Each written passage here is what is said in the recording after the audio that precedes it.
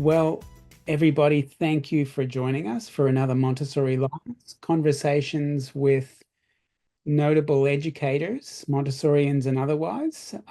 We're so delighted to have with us this evening Rhonda Livingstone, who is the National Education Leader for ASIQA. Rhonda, thanks for joining us. Thanks for having me, Mark. I'm really excited to be joining you.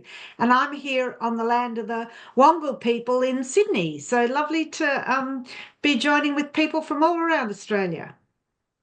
Well, let's start with your education story. I always like to ask this first because it's always so interesting how people get involved in education in general. How did you become an educator and what drew you to this field?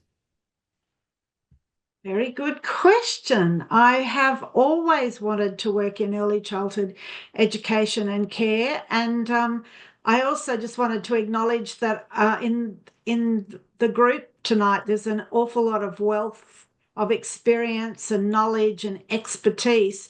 But I've had a number of different roles in early childhood. I started off working in long day care and preschool services, and I was the director of a centre-based service before I joined the Queensland Regulatory Authority as a licensing or a regulatory officer. And I worked for more than 20 years in the policy area and also in the area of providing guidance to educators and service leaders and teachers. And as part of that work, I felt really privileged to be involved in the development of the National Quality Agenda reform process. So I was involved in contributing to the development of the National Quality Standard, the NQS. I was on the Standards Development Group with colleagues from across Australia and from the National Childcare uh, Accreditation Council. And I was also involved in developing some of the tools and the training and testing program for authorised officers. And an exciting part of that process was being involved in the development of the approved learning frameworks. Australia didn't have a national learning framework before the Belonging, Being and Becoming, the early years learning framework for Australia, and also the My Time, Our Place framework for school age care. And as you probably already know, the Australian Children's Education and Care Quality Authority, or ASIQA, we're an independent statutory authority and we work with the Australian and state and territory governments to implement the National Quality Framework. And as part of our role, we provide guidance and resources and services as well to support and strengthen the sector in terms of outcomes for children, recognising that it's a very strength-based approach and recognising that educators, service leaders probably know their children and their families and their communities better than anybody else. And also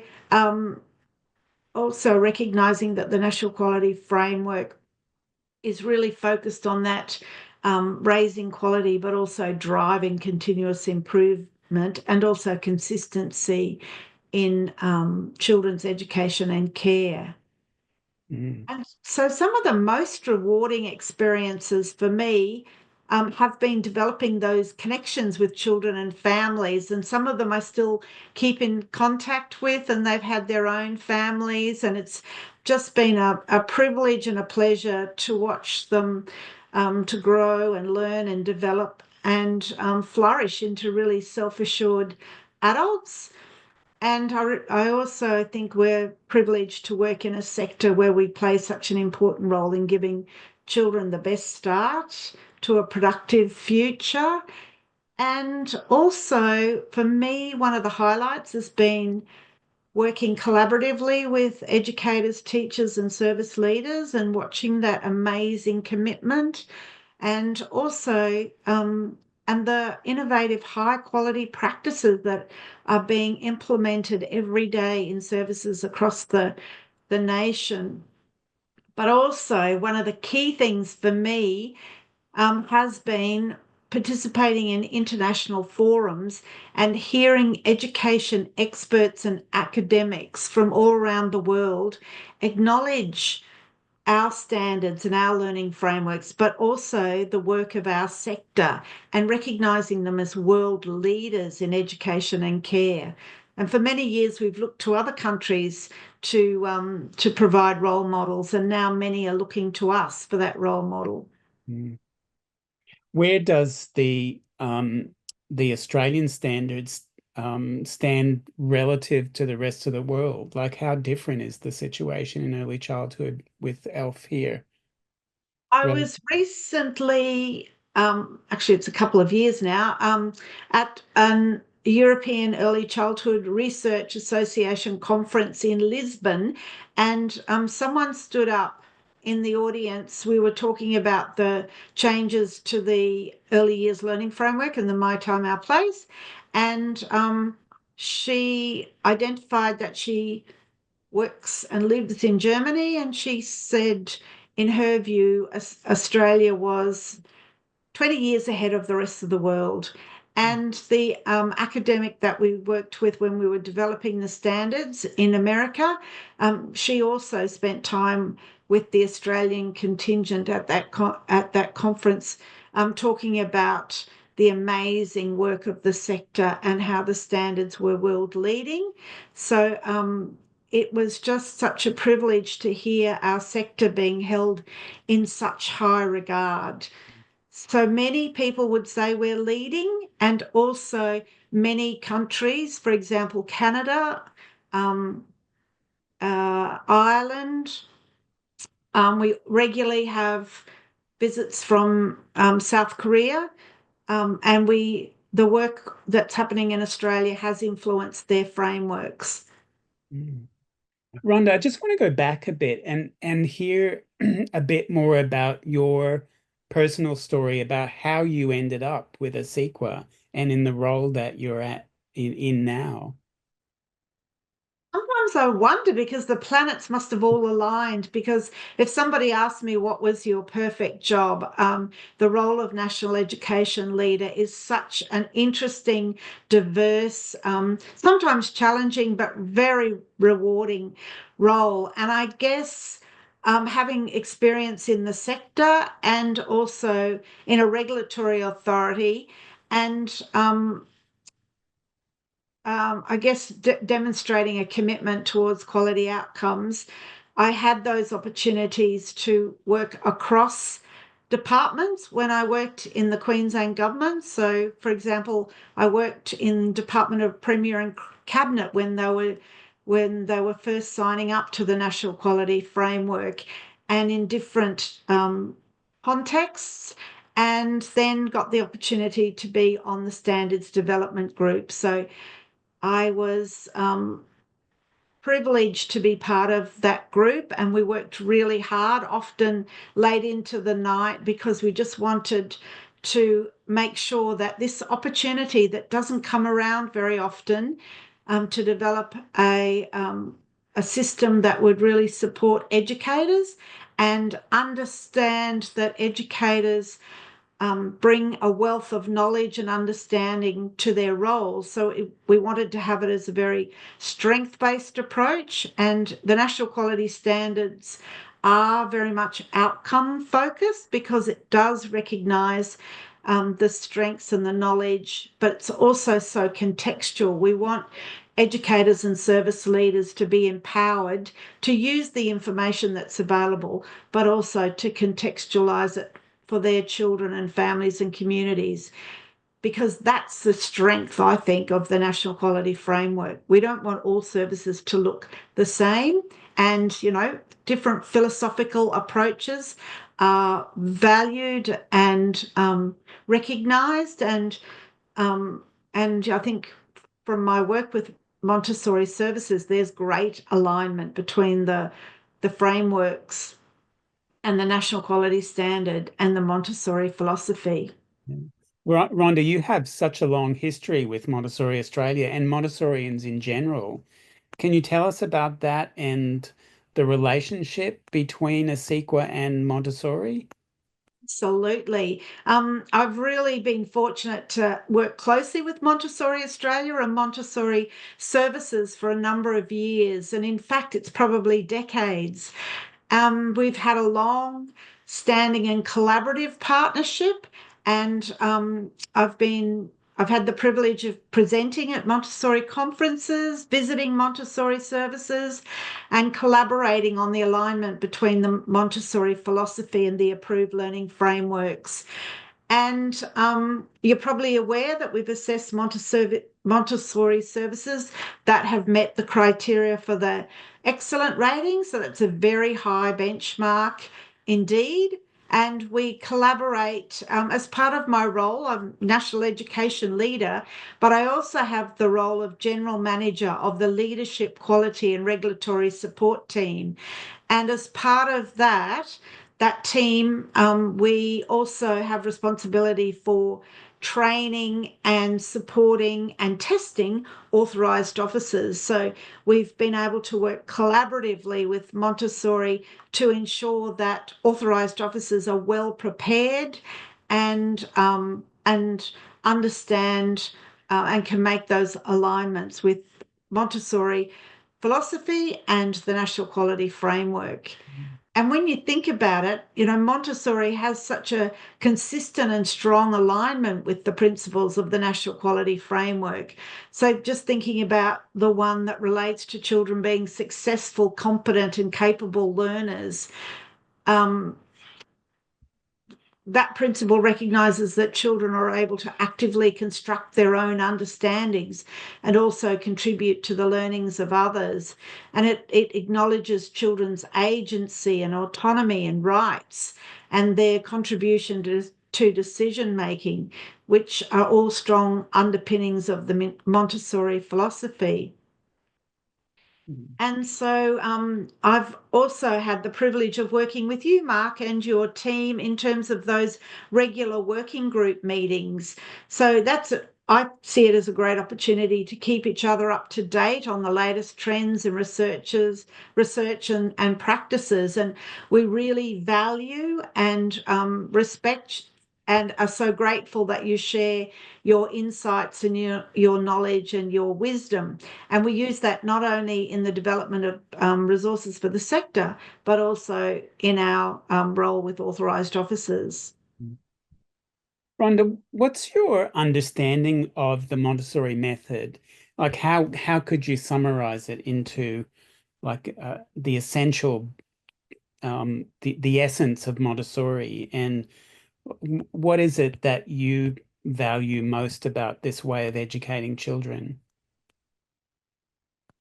I think that, the approach to really recognising children's rights to authentically learn and encouraging that their innate desire for independence and choice and freedom, um, and also the attention to aesthetics and acknowledging the important role of the environment, how it's organised to support and stimulate children's interest-based learning.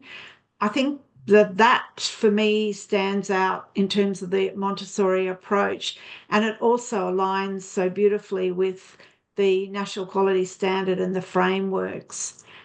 And I think Maria Montessori, like many other forward-thinking educators and philosophers, really valued children as active participants and decision makers. And I think viewing them in such a strength-based way opens up possibilities for educators to move beyond preconceived conceptions about what children can achieve, but also what I really value about that I've picked up in the Montessori services that I've visited is the recognition and acknowledgement of children's right to be heard and to, as I said, participate participate in decision making, but also to be independent thinkers. Mhm. Yeah, thank you for that answer, Rhonda. I think you've captured it very nicely. For those new to the sector, what would you say is the purpose of assessment and rating the process of assessment, A&R process in general? I think it's your opportunity to showcase the great things that happen in your services every day for children and families and communities. And of course, the regulatory officers, the authorised officers, have to be focused on um, I joined this Zoom live thing with Rhonda Livingstone with Montessori. compliance with the national law and regulation, but also the national quality standard. And of course, there are no hidden agendas with the national quality framework. All of the information that authorised officers use is exactly the same as the information in the guide to the national quality standards. So they need to those authorised officers need to be looking at the minimum requirements, but also they're interested in services, policies and procedures and practices, and that having that focus on children's health, safety and well-being, as well as educational outcomes, and making sure that quality education and care is occurring in a safe environment. And you probably all know that ASIQA isn't responsible for actually going and doing the assessment and rating visits, but we are responsible for that national training program, and we really very much focus on that strength-based approach and inviting authorised officers to listen to services and to collect evidence through observation, predominantly observation, but also those rich conversations and discussions, and then citing documentation to support that. Mm. Rhonda, what do Montessori early childhood educators need to do to make sure that they're documenting their processes appropriately in general? That's a great question because documentation is such a big issue. And I think, again, another strength of the NQF, the National Quality Framework, is that it does empower educators and service leaders, and it emphasises the importance of documentation in promoting and extending children's thinking and their learning and their development, but it's not prescriptive about how that should be done. And there are no mandated templates or recipes. And I think it's always really helpful to reflect on, who you're documenting for, and why it's significant and how it might change outcomes for children or families, or for using it as a tool to reflect on your own teaching and learning strategies. And I do think it's really important that we recognise that there's no one size all fit approach, because every service is going to be different. Every educator, children, families, and communities are all different. And there are so many different ways to document children's learning and make their learning and their thinking visible.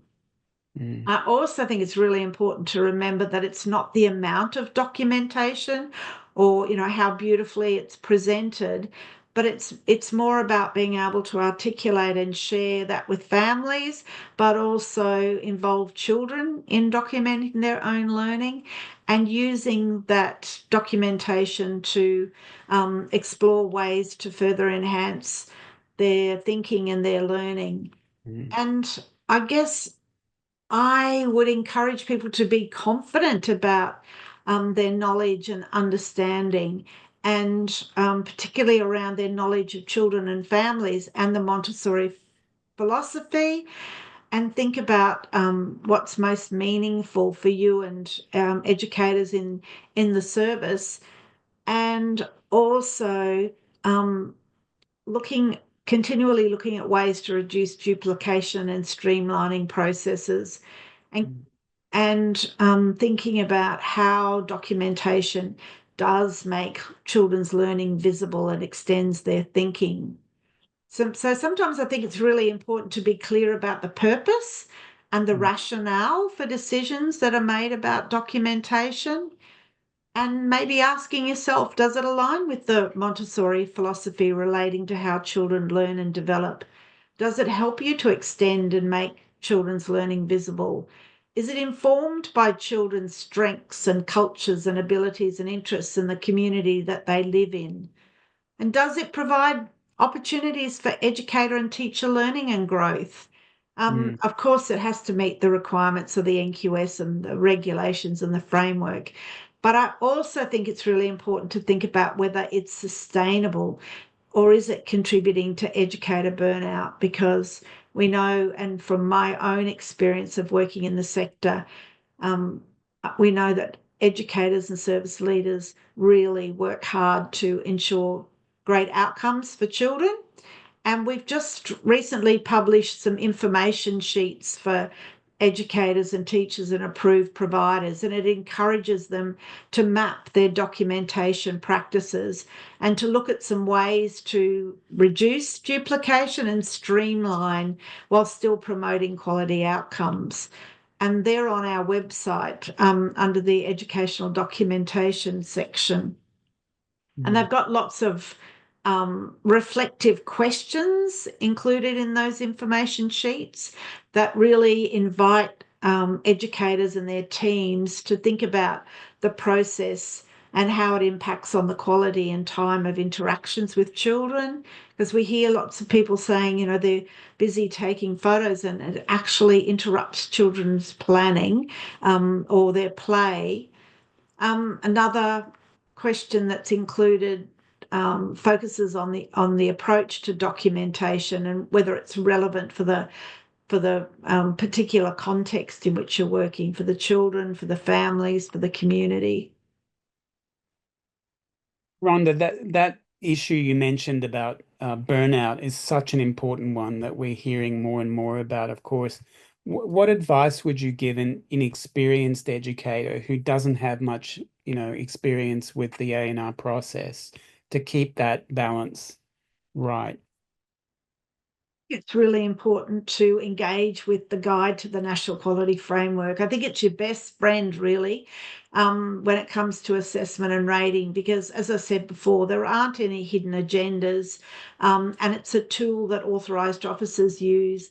And tapping into it helps guide to build understanding, but also confidence in sharing information with authorised officers and with families and with others, and going through the process, I think, and being able to think about what you want to share with authorised officers, what you want them to observe, the conversations and discussions that you want to have, what documentation you want to share, and recognising that it's all contributing to your quality improvement journey. But as I said, I do think going into it with a positive attitude and seeing it as a great opportunity to showcase what happens in your service every day, but it's also an opportunity to take some time out to celebrate strengths and achievements and to have those open conversations about the quality of programs and practices, and also to gain some valuable feedback. I remember someone saying, "Oh, this is great. You know, I've worked in other sectors and we've paid thousands of dollars to get a review of our service practice." And I think taking on board that feedback, and I guess my advice would be embrace the opportunity, use the guide as a tool and think about, what you want to share. And remember that the assessment and rating visit should reflect what happens every day in terms of practice and programs at your service. And from my own experience of working in that area, it's very clear if things are just put on for the assessment and rating visit. And sometimes children will say, oh, this is the first time we've had access to these resources, or they'll kind of give you up if you put it on for the assessment and rating visit. And so it is, I think, about just being genuine, authentic, and being confident to talk about the great things that happen and think about what you want the authorised officer to observe, to cite and discuss. And, observation is the key tool, because we want to reduce the burden on service staff during the visits and reduce the reliance on documentation, and particularly things like collaborative partnerships and relationships with children. We need to have those rich conversations, and then authorised officer might have some follow-up questions, or they might want to discuss with multiple staff to either validate something that they've seen or maybe something they've observed. And they might look for evidence such as educational documentation and policies and staff meeting minutes, or newsletters or family correspondence. But also the quality improvement plan is so important, because it does demonstrate how services are reflecting on their practice and looking at ways to continually improve. But for me, the most important thing is to remember that quality is contextual, and each service is different, and the way a service demonstrates quality will change depending on the unique needs of children and families and communities. Rhonda, just taking the focus a bit wider for the moment, what do you think are some of the biggest challenges faced by the sector at the moment, and what resources are available to support them? Mark, I think you touched on it earlier when you talked about educator burnout, and I'm hearing from lots of services, and lots of my colleagues are reporting fatigue, but also we know that there are staff shortages across the sector. We are looking at ways to reduce burdensome administrative processes. And also, I think one of the challenges currently impacting on the services is probably embracing child safety standards and resources. And I think, you and I talked about the recent media coverage. I think that was a missed opportunity to also highlight the amazing and the hard work of educators and service leaders in contributing to such quality outcomes for children and families across Australia, even during very challenging times like COVID that we talked about. And I just think, that highlighting the valuable opportunities for continuous improvement and reflections through that strength-based approach, and just taking time to take a breath and reflect on what services are doing well, and taking time to celebrate those successes, because they'll provide the foundation for important future planning. And in terms of staff retention, it's so important to maintain a skilled early years learning, early years workforce. And we are faced, like many disciplines, are faced with significant shortages. And I'm sure you're all aware of the National Workforce Strategy. And again, I think a strength of the strategy is that it was developed collaboratively. ASEQA worked with states and territories and the Australian government, but also sector stakeholders. And there's 21 actions as part of that National Workforce Strategy. And there's we're hearing lots of really innovative strategies to attract, support, and maintain a skilled and experienced workforce.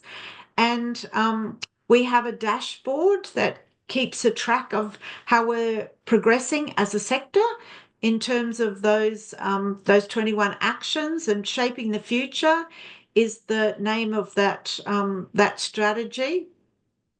And it builds on the significant investment of all governments, but it also recognises that it's everyone's responsibility. And, one of the actions was around a comprehensive review of the current NQF staffing and qualification regulations. And that was focused on improving consistency and supporting quality, but also reducing complexity. So that review's been completed, and governments are now thinking about the next steps in terms of communicating advice, and also looking at the transitional staffing arrangements that are included in the Education and Care Services national regulation. Mm. And the focus is on improving consistency, supporting quality, and reducing complexities. So really trying to focus on maintaining that highly qualified, experienced and sustainable sector workforce. So there's also work happening to review the requirements for early childhood teaching programs. And we hear a lot from the sector about focusing on the quality of the vocational education and training programs. So that's a focus of the work happening in terms of workforce. And in terms of administrative burden, one of the objectives of the NQF is to reduce red tape. And I think we talked about the documentation requirements, because I acknowledge that that's widely discussed across the sector. And there are so many misconceptions about the requirements under the National Quality Framework. And from my experience, as I said, working with educators and service leaders, sometimes they put additional stress on themselves or their teams because they absolutely want to do the very best for children and families. So I do think, it's helpful to stop and reflect and think about some of the myths that seem to be perpetuated in our sector. Things like, you have to have a certain number of photographs or certain number of observations.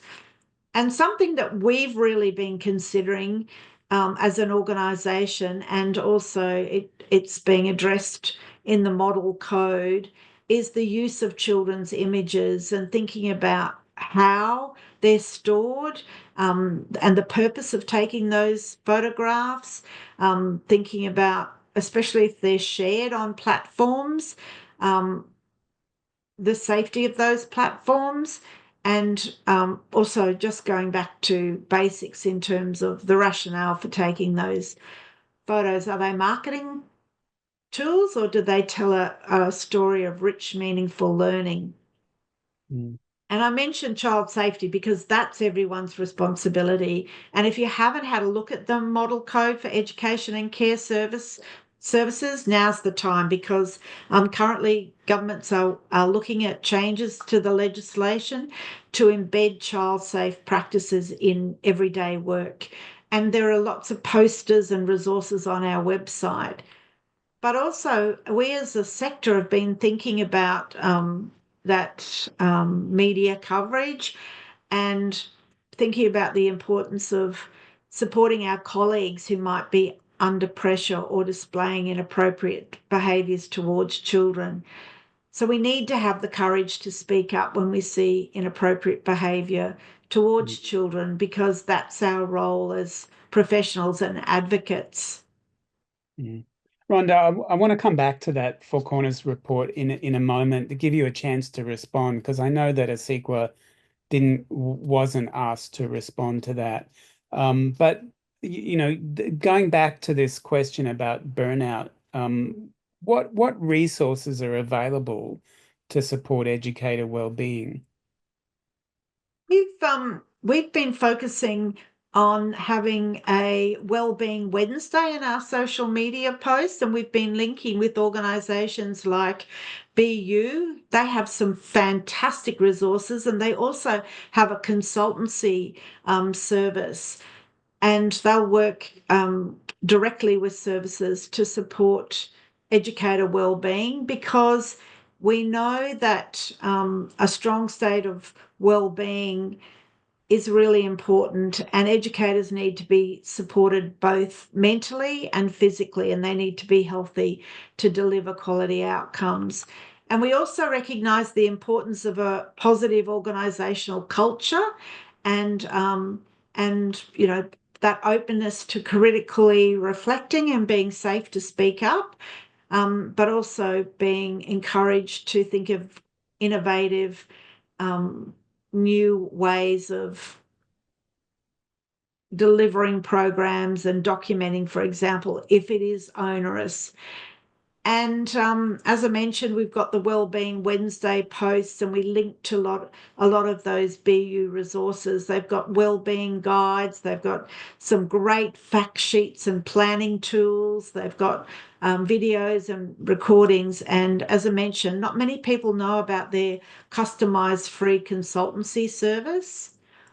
And one of the things we also try to do is when we see and hear about great practice, we also try to share those exceptional practices that we gather through assessment of the excellent rating applications. So the one that comes to mind is Melton Montessori, and it was awarded the excellent rating. And as I said, it is a high benchmark. Out of 17,500 services, only about 30 services currently hold that high benchmark.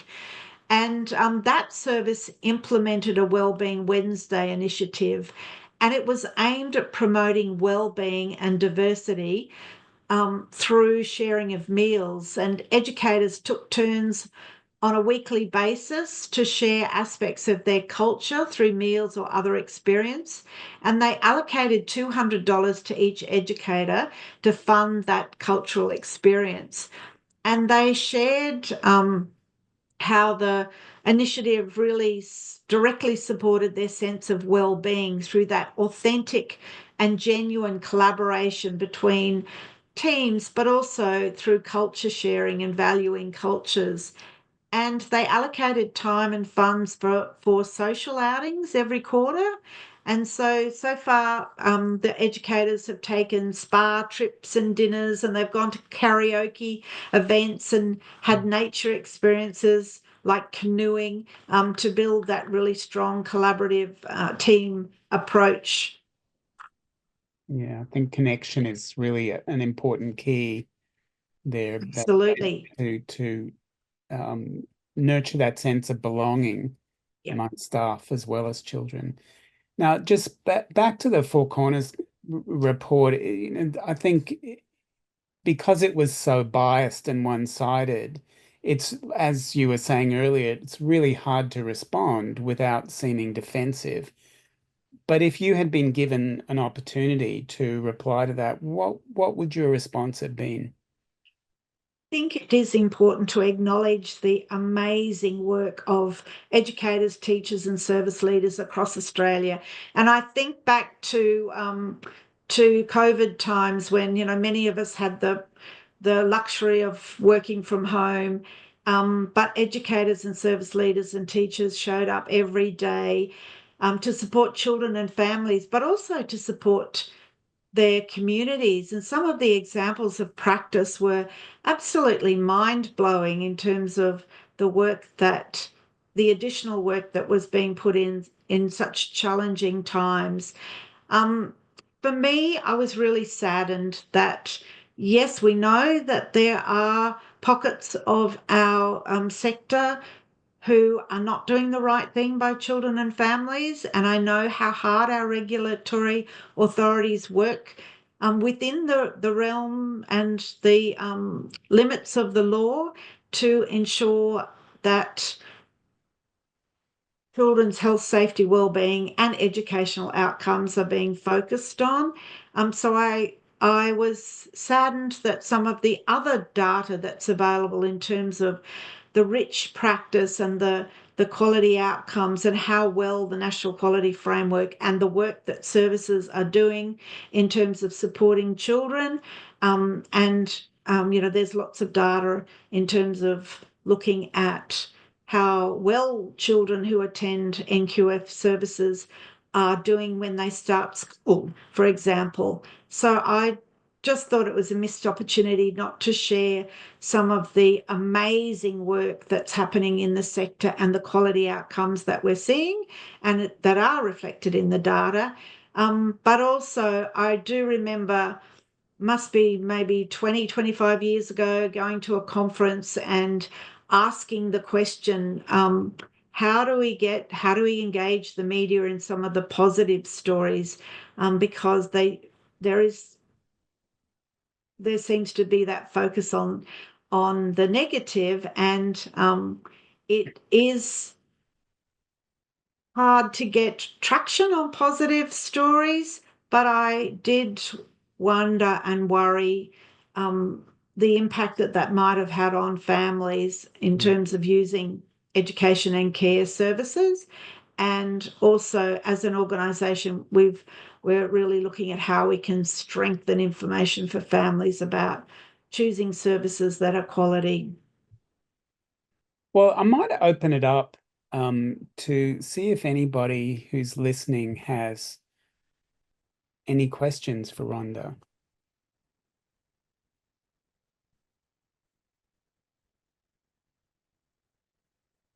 Vicky.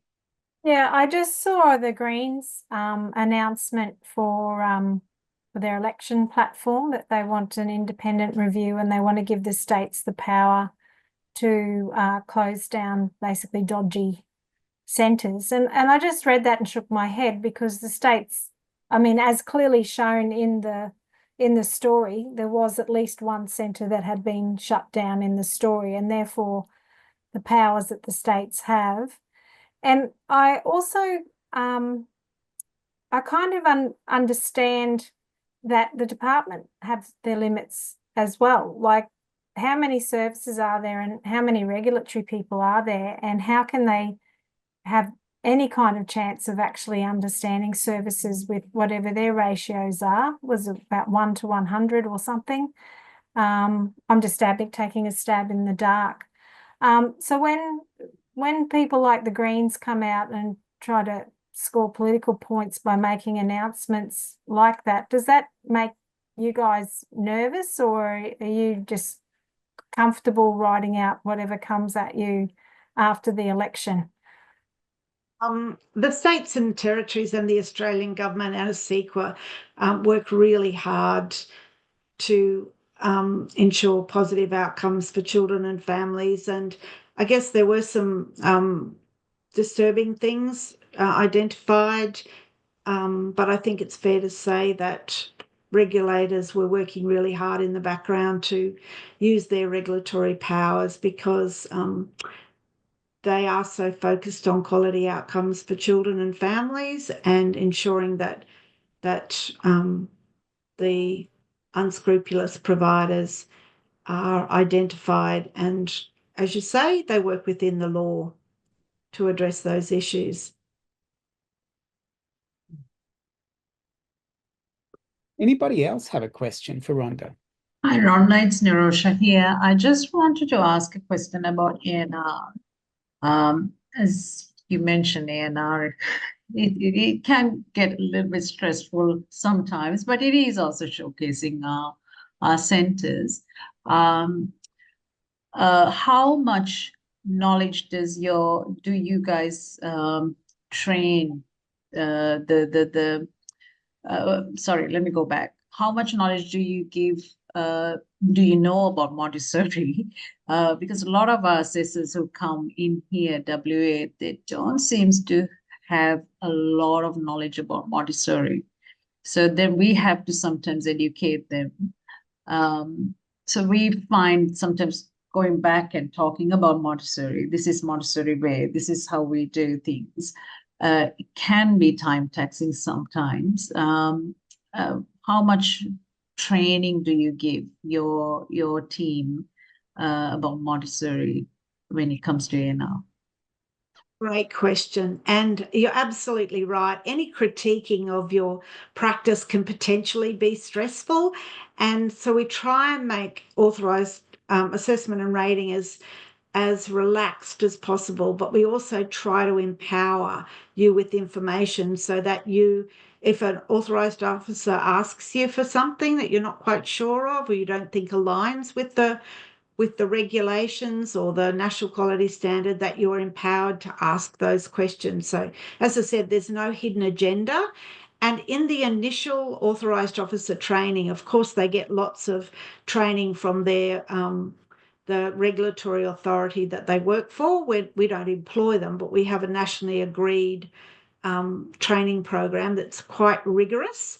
And then we also have a testing program. So they're not allowed to go and assess and rate until they've tested reliable. And then every 12 months, they have to do a drift test. So in the initial training, we cover theorists, including Maria Montessori. And then we've been working really closely with Vicky and Mark and the team to look at ways that we can keep updating authorised officers, and we have things like consistency conversations, regular updates where we share information and share resources. So we do try and ensure that they are abreast of current trends, and I guess, empowering educators and service leaders to showcase the great things that happen, and using the guide as a tool. So really, we try to support not a preparation for A&R, because, as I said, it should be a genuine and authentic reflection of what happens in services every day, but just being, proud of and showcasing what happens, because having undertaken that role, it is a tough gig to collect information against all of the 7 quality areas, the 15 standards, the 40 elements. And then if, looking at the themes, the 3 themes for each of those 15 standards, there's a lot of information to collect. So I think thinking about what you want to share is puts you in a powerful position in terms of assessment and rating, because it builds confidence, and hopefully there will be no surprises if you use the guide and think about, what's in your quality improvement plan, but also what your strengths are and what you really want to showcase. And you do meet regularly with the early childhood focus group from Montessori Australia to try and build those resources for the assessors. Absolutely. And we really value and appreciate the time, because we know that you're all probably doing it in a voluntary capacity, and giving of your time and your wisdom and your insight. So I just want to say a big thank you, because we do really genuinely appreciate the insights that you give us. And we're looking at, we've got e-learning modules, looking at updating that information with your support to make sure that we are giving authorised officers the best, most relevant and up-to-date information to inform their work when they're assessing and rating. So thank you, Mark, and thank you, Vicky, and others. We really do appreciate it. Hanny, we really appreciate the time and effort. For the benefit of the others, Rhonda mentioned the e-learning. That has been a project of the early years focus group over the last couple of years, and that's still ongoing. But as Rhonda has said, we're all trying to fit it in around other parts of our busy lives. So hopefully we will get some traction on that in the next few months. To the next step. Yeah. Any other questions for Rhonda? JR. Hi, Rhonda. I just want to have a question about your assessment and rating procedure, whether there would be some sort of like a changes the way you do things.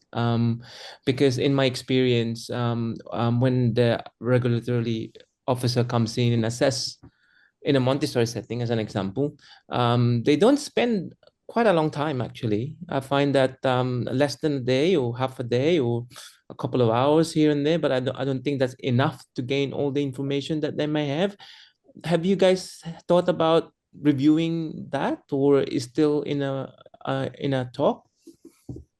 Absolutely. We're always having conversations. We've got a regulatory practice committee, and it's the heads of all regulatory authorities, but we also have a lead assessor network, the people in each state and territory who support authorised officers, and we come together regularly. We're meeting this week, the lead assessor network, always looking at ways to improve practices.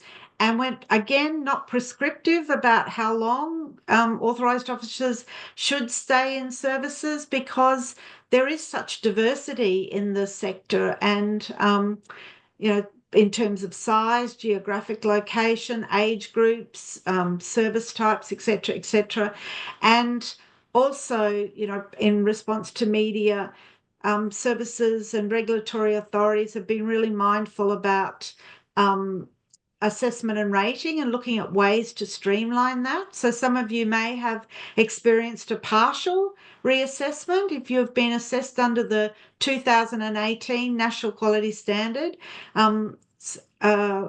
Regulatory authorities can do a partial reassessment rather than a full reassessment.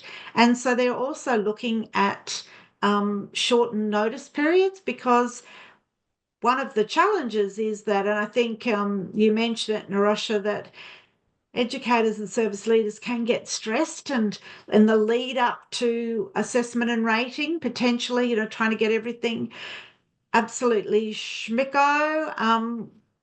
What we're hearing from the sector is that the reduced notice periods is actually reducing the amount of stress for educators. And so we're always open to ideas about how to streamline that process and to reduce stress and administrative burden. And I guess that's why observation is one of the key ways of collecting evidence. But of course, if a regulatory officer knows your service well, they might spend less time. And also, regulatory authorities, I was sharing with Mark in terms of assessing risk. And if your service is doing really well, one of the principles of earned autonomy, back in 2007, when the National Quality Framework was first being developed, there was a lot of talk about the principle of earned autonomy.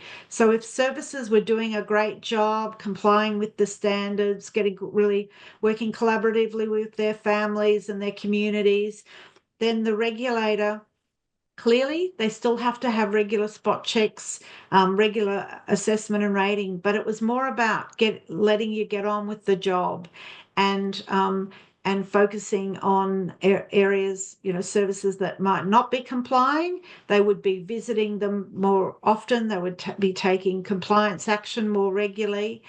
So we are always talking about how we can improve processes.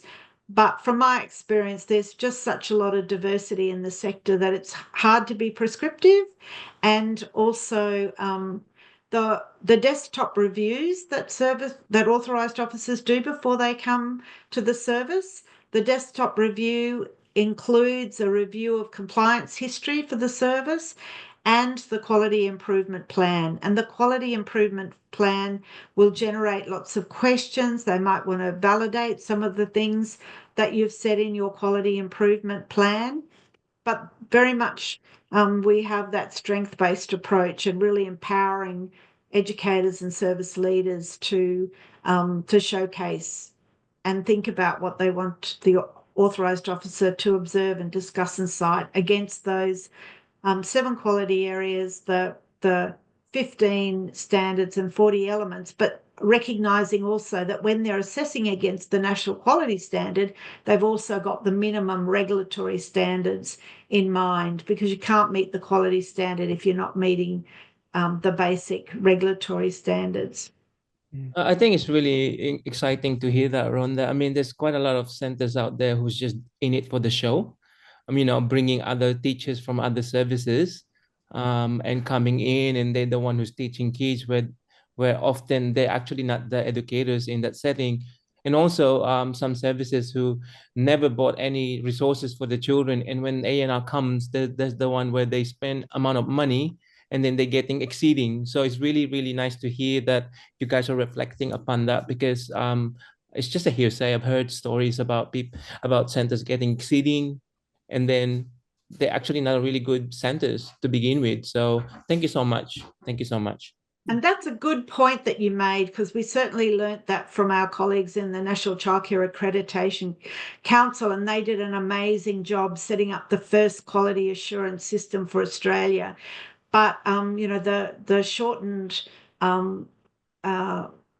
notice periods also does help mitigate that risk. And of course, one of the themes for exceeding is embedded.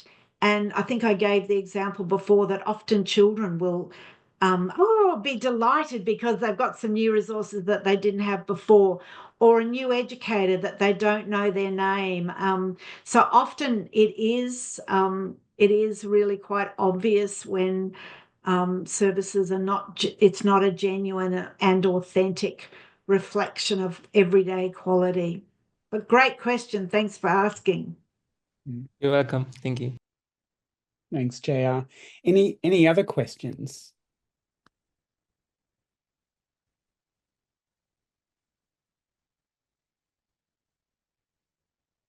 I just take this opportunity to say thank you, Mark. I've really enjoyed coming and talking with you this evening, but I really appreciate the opportunity to join in the discussion.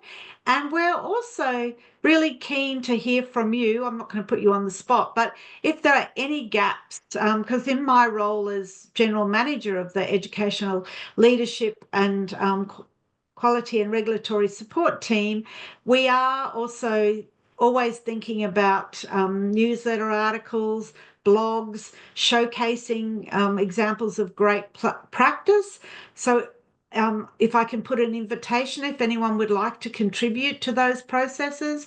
We're also looking at updating the educational leader resource. So it would be great to have some examples of some case studies from Montessori services. And we just think it's a great opportunity to showcase and celebrate.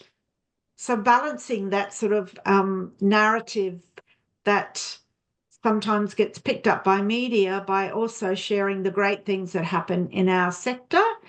And if you're seeing any gaps in terms of resources for the sector, we'd really appreciate you giving us an email or dropping us a line just to let us know, because we want to make sure we've got limited resources, but we want to make sure that we're targeting those resources in ways that best support you, and acknowledging the important role that you all play in quality outcomes for children and giving children the best start in life.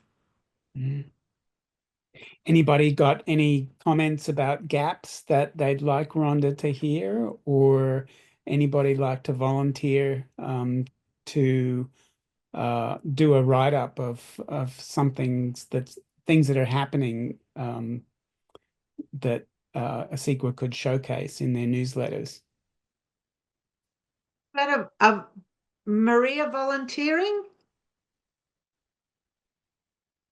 Love to hear from you.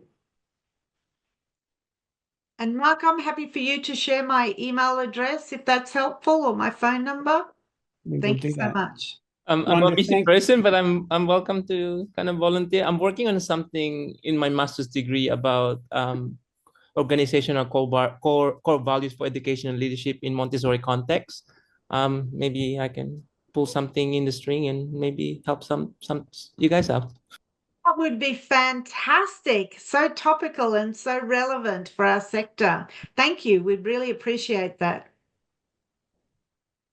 Well, Rhonda, thank you so much for your time this evening. It was wonderful talking with you, and we look forward to seeing you at the conference on the Gold Coast in May. Really excited to be joining you. Thanks so much, Mark, and thanks for the opportunity tonight. Thanks, everybody. We'll see you in a couple of weeks. Thank you, Mark. Thank you, Rhonda. Thank you, Mark. Ciao, ciao. Bye, everyone.